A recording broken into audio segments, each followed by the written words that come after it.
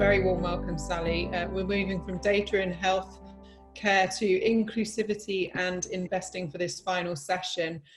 Investing is one of the main wealth drivers in the United States, but women and people of colour have historically been sidelined from the practice, and 47 million women across the globe are going to fall into poverty because of the pandemic more recently, which is absolutely staggering. I am really delighted to be here with Sallie Krawcheck, Chair of the Elevate Network and the CEO and co-founder of Elvest, to discuss how Wall Street can be more inclusive and why diversity and inclusion are more important than ever, both in finance and for the economy. Sallie's professional mission is to help women reach their financial and professional goals. So Sallie, let's jump straight in. Your mission is to help women reach their financial and professional goals, thus enabling them to live better lives and unleash a positive ripple effect for our families, our communities, and our economy. Why have women and people of colour been historically sidelined from investing? Yeah. So, Julia, first of all, thank you for having me. And second of all, for those who may be saying health and wealth, why, besides the ELF part, why do those things go together? Why should they go together? They seem so different.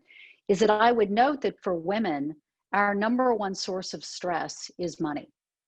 And so it very much is a health issue for women, as well as certainly in a capitalist society, when we have less money, we have less power. And so when I founded Elvest, whose mission is those big words, help women reach their, I mean, really the missions get more money in the hands of women.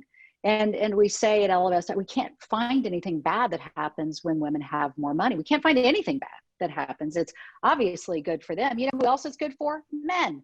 It's good for men. And it's good for men because the economy grows. Women don't just spend money with other women. They spend money at companies run by men and stores run by men. It helps to moderate society when you don't have the big discrepancies. It's good for their families, of course. And it's good for nonprofits because women give a larger share of their wealth away to nonprofits. So the number one driver of women's confidence in their ability to achieve their future goals is if they are taking the action of saving and investing. So, you know, for all those out there who've got the kindergartners at home right now, the old take a frown and turn it upside down, you can take it by enabling women, people who've been marginalized, to take action on their finances. You can take that number one source of stress and turn it into a driver of confidence. So I didn't answer your question. Why have they been marginalized? Not for the reasons that so many of us say, particularly, you know, I spent my life helping women invest. It's not because women are risk averse. It's not because we're not good at math. It's not because we're not good investors. It's not because we need more financial education, though we do, but so do men. It's because the industry itself has been so overwhelmingly white male. And so therefore, the industry built a business without meaning to. They didn't mean it. Not that, you know, unconscious bias. They built a business that appealed to themselves rather than building businesses that were inclusive of everyone. And so what steps do individuals and companies need to be taking to change that? And why now is it more important than ever? Well, obviously so much about 2020 is upsetting. What is particularly upsetting about 2020 is during this pandemic and financial downturn, those who have more have continued to have more, and those who have less have gone further backwards. So let me actually give you an example. We spend so much time talking about the gender pay gap. 82 cents to a white man's dollar, slowly moving in the right direction. We never really talk about the more important gender wealth gap, where women have 32 cents of wealth to a white man's dollar. For Black women, for brown women, it's a penny, and has been moving backwards, and now more rapidly during the pandemic as women have lost their jobs to a greater degree. Women are a greater share of service workers, so have lost their jobs. Women, by the way, are a greater share of essential workers, so have risked their lives and risked getting sick to a greater degree. Women who are privileged enough to work from the home have lost productivity. I mean, we all know, you read the articles that men are like, oh my gosh, I'm exercising so much more now that I don't have my commute. I'm really getting the thinking time in. And the research shows us that male academics productivity is up 50%. Women's productivity has gone backwards. We're losing ground because we've got the 2 kids hanging on to us. We got to, figure out dinner. And, we don't have the time during the commute to actually think. And so we are losing ground. And as a result, and I can't believe in a way we're even talking about anything else right now, except for everything else that's going on, women stand to lose decades of financial and economic progress. A double-digit % of women, of moms, are considering leaving the workforce. So this is more important than ever because we are going in the wrong direction, and everybody cares because this means significant shrinkage for the economy. Yeah, my exercise time is definitely not going up, by the way. I don't know about yours, but yeah, work productivity is okay, but exercise is definitely not. So let's talk about the economic benefits. So, we know we're going backwards. The gap has widened, particularly during 2020. Yet we know there are economic benefits for a more diverse and inclusive workplace and economy. Let's just talk about that, because it often feels like sometimes, I think the barrier in the past has been that we talk about diversity inclusion, but we don't tag it to numbers. And I think for the CFOs in the room, the economic benefits are really critical. Yeah. And, if it's a Tuesday, there's another research report that says the diversity of leadership teams and boards leads to not just slightly higher and better performance, but, many points on return on equity, greater innovation, lower risk, greater client engagement, greater employee engagement. I mean, it's the research now, I think, is just overwhelming. But yet, while we've made some progress, it's not fast enough. And it's for you got 2 words: unconscious bias. And so what's really interesting here is you think about my old industry, Wall Street, right? I mean, that's just numbers focused. I mean, no offense, Juliet, this is not personal. It's all about the returns. It's all about the numbers. The cream rises to the top, the best and the brightest. Okay, the best and the brightest. Sounds good. And if it just so happens that 90% of the best people to be traders on Wall Street are men, overwhelmingly white, hey, no offense. I mean, it's just the best and the brightest. If 86% of financial advisors just happen to be men, overwhelmingly white, no offense, it's just the best and the brightest. If it so happens that 98% of mutual fund dollars are managed by men, overwhelmingly white, they're just the best at it. I mean, they're just very, very, very good at this. Except the research shows that women are actually better investors, better mutual fund investors than men are, but 98% of mutual fund dollars are with men. And by the way, does anybody remember the financial crisis? Right? Anybody think that the financial crisis would have been worse if that 90% of traders who were men, 90+% were 50% women, and sort of well representative people of color? Nobody. And so what's interesting is the unconscious bias in the most return focused of businesses has been allowed to override the research, the analytics around diversity. And so I like to say, and as always, if anybody's tweeting, they're going to tweet anger tweet right now, that diversity outperforms meritocracy. Diversity outperforms meritocracy, allowing people to make their own decisions about who to promote. No offense, just the best and the brightest, leads to reduced returns, and in the case of Wall Street, historically, a financial crisis. And by the way, is it any coincidence that women don't invest as much as men do as you roll that on when that industry is overwhelmingly of a type, right? When so much of the mutual fund dollars are being managed by men. And I'll give you one other stat: 99% of investment dollars are managed at companies owned by white men. That's what you need to know in terms of why we don't have women, people of color, investing more.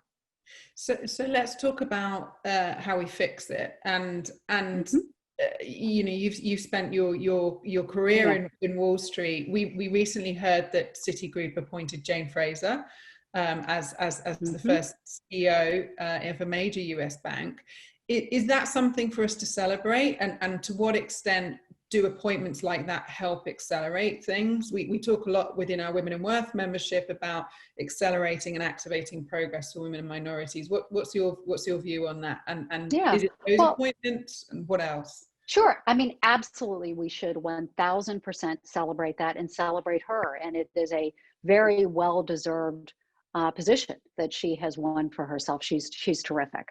Um, that being said, the numbers are still overall bad, and it's the law of small numbers. The fact that we know it's her, know her name, right? The fact that we celebrate, oh, Fortune, Yeah. 500, we have a single-digit percent of CEOs are women. Yay, yay! But what we do find, Juliet, is you'll make one step forward, two steps forward, one step back, one step forward, two steps back, right? There hasn't been sort of a sustainable momentum. And look, I get it. It's hard. I could not transform Merrill when I ran it. Why? It's the innovator's dilemma. You have an enormously successful business, at the time was making billions of dollars, employing tens of thousands of people, supporting their families. How do you transform a business which is so successful doing things one way, in that case investing in one way, with a employee base that looked one way, and how do you change it to a different way when it's successful, when there's no guarantee that the shift will be successful? And so particularly in those businesses, it can be difficult. So I came to the conclusion that I had to start a business in order to do it.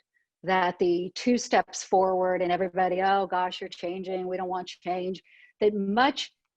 Hardest thing I've ever done in my life by far, but easier to start something from scratch and get the right venture investors, hire the right people, have the right culture, and do it from the start. In fact, there's research that tells you if you want, the diversity of a company, I'm going to get this number wrong, Juliet, but not by much. The diversity of a company is set by the time it gets to like 12 to 15 employees. And that whatever you do at the beginning, the foundation you build is how you build it. And so trying to turn that whole thing around, again, without benefit of a crisis, the business is imploding, is a very, very difficult thing to do. So I want to, there's a couple of great questions that have come in, but before we get to them, I want to talk about racial justice and the movement we've seen there this year. And obviously Elvest's core mission is to get more money in the hands of women and minorities. How are you doing that? And particularly, how are you adjusting for the racial justice movement? Yeah, I'm so glad that you asked that. So, first of all, I would say that at Elvest, at our core, it's who works at the company, what is the representation? And so, we work to have underrepresented groups overrepresented at Elvest, so that we are the most diverse, the most inclusive across our industry. And we believe the research that tells us that drives superior performance. And I think our performance is showing that indeed it does. The second thing is we look to our core business, which is our business of investing, and recognizing women might not have as much money as men do. We still control trillions of dollars of it. And it still is a form of power. And a place that Wall Street and the investing industry historically have not served women well is through impact investing. That the traditional Wall Street approach is, forget about that arts and crafts kind of tree hugging, macrame making, investing, invest your money for a return and give it away later. At Elvest, we said, no, invest your money for a return and for impact. And all along, Juliet, one of those ways has been to invest in diverse companies. We find it hugely aligned with our mission and what our community is looking for. In this late spring of last year, in our private wealth business, in our Elvest intentional impact portfolios, which have always been about advancing women, we added a distinct racial justice lens with the recognition that you can't be about advancing women if you're not also anti-racist. And so a really great demand for, having the addition of that racial justice lens, as a means of impacting the issues with one's money. And it's great to hear. And I think the work that you're doing at Elvest is incredible.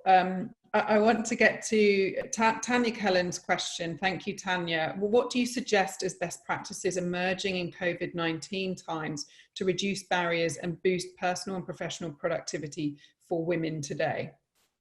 Yeah, I think you have to be incredibly intentional about it. And so I think if you are, you're a manager, you're a CEO, giving ultimate flexibility. What we're telling our employees at Elevest is we want to do as much asynchronous work as possible. Can we have fewer meetings? Can we allow people to work? If you want to work at 3 a.m. versus 9 a.m. versus 3 p.m., do that. Support them in their home environment. So make sure they're set up with office, space and the equipment that they need. Give people extra time off. Honestly, Juliet, we've gone to, instead of working 5 full days a week, we're working 4.5 days a week now. And we have actually found our productivity went up on 4.5 days as opposed to down. And then we're getting together. Did you give everyone, is that Friday afternoon that you don't work, or we give everyone Friday afternoon, although we allow flexibility. We just had one of our certified financial planners said, Friday isn't great for me. Can I do the Monday? I said, sure, of course. And then we're getting together more often. We had a once a week all hands. We're doing twice a week all hands today in order to get folks together so that we keep up with each other. And we're posting much more in Slack updates. This is what we're doing. And then we're actually tomorrow having a socially distanced, get together in Central Park for those who are still in New York, to try to at least wave at each other and maybe have an adult beverage or two, but don't tell anybody that. And then I'd say as an employee, the message I'd give you as an employee right now is you now know who you work for. You know it. Either it is a company that is empathetic and flexible and respects you as a professional, or it's not. But there's no way you can sort of say, I'm not sure, and give them the benefit of the doubt. You now know who it is. And of course, it's hard to switch jobs right now. But if on the other side of this, that company didn't show its employees the respect they needed, give everyone the flexibility they needed, adjust the plans as needed, and didn't care for you, then that's worth knowing on the other side of this when you're able to make, some professional moves to places that might more closely align with what you're looking for. And thank you for that question, Tanya.